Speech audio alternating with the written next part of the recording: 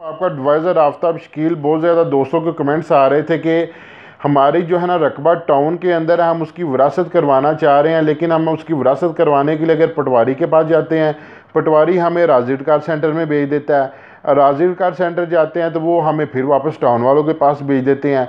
Town वालों के पास जाते हैं तो वो कहते हैं एक सक्सेशन सर्टिफिकेट लेके आएँ तो फिर आपकी वरासत होगी।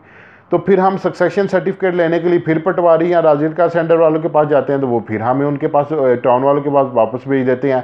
तो इसके मतलब एक पूरी वीडियो बनाकर जो है ना हमें गाइड करे कि हम अपनी जो विरासत जो है ना वो टाउन के अंदर हमारा जो रकबा उसकी हम किस तरीके से करवा सकते हैं।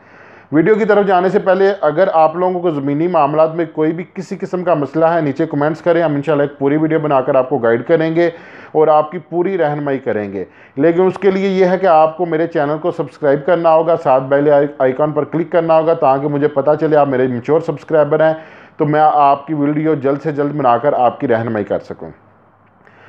होता इस तरह से है कि जो भी टाउन होते हैं इनको जो है गवर्नमेंट की तरफ से राइट्स होते हैं कि ये फ़ाइल सिस्टम भी अपना सारा लेन देन करते हैं।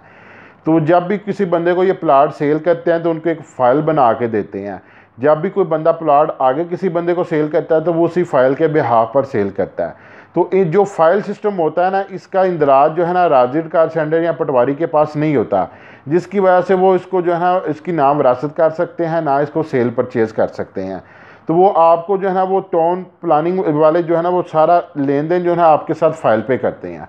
तो अब टाउन वालों के पास क्या होता है कि वो अपने तौर पर अगर आपके कोई सरबराह की डेथ हो गई है, जैसे वालिद या वालदा ने प्लाट ख़रीदा था उसकी डेथ हो गई है, तो टाउन वाले डेथ सर्टिफिकेट चेक करके खुद उसका जो है ना वो उसकी विरासत तकसीम नहीं कर सकते क्योंकि उनके पास कोई कानूनी इख्तियारात नहीं है। तो वो फिर आपसे जो डिमांड करते हैं कि आप सक्सेशन सर्टिफिकेट बनवा के लेके आएँ। अब सक्सेशन सर्टिफिकेट आपका बनेगा अदालत से। आपको क्या ना करना होगा कि आपको सिविल कोर्ट जाना होगा। सिविल कोर्ट जाकर आप अपने जो आपके बुज़ुर्ग फोत हुए हैं उनका डेथ सर्टिफिकेट और जो आपकी टाउन की फ़ाइल है उसकी कॉपियाँ लगाएंगे। कॉपियाँ लगाकर आप जो है ना वहाँ पे अपना दावा दायर करेंगे कि इस तरह से मेरे वालिद साहब ने इस टाउन में जो रकबा ख़रीदा था उनकी जो है वो डेथ हो गई है, अब उसकी हम विरासत करवाना चाह रहे हैं, लिहाजा डिग्री हमारे हक में कर दीजिए। और उसके साथ आप जो है ना FRC भी लगाएंगे, नादरा का फैमिली रजिस्ट्रेशन सर्टिफिकेट भी उसके साथ अटैच करेंगे ताकि जो है ना अदालत को पता चल सके कि आपके जो हकीकी वारसान हैं वो कौन कौन है, कौन कौन इस विरासत के हकदार हैं। अदालत आपके केस को रीड करके आपकी फ़ाइल्स को देख के जिस बंदे को जितना जितना हिस्सा आता होगा उसकी डिग्री सक्सेशन सर्टिफिकेट की सूरत में करके आपको हैंड ओवर कर देगी।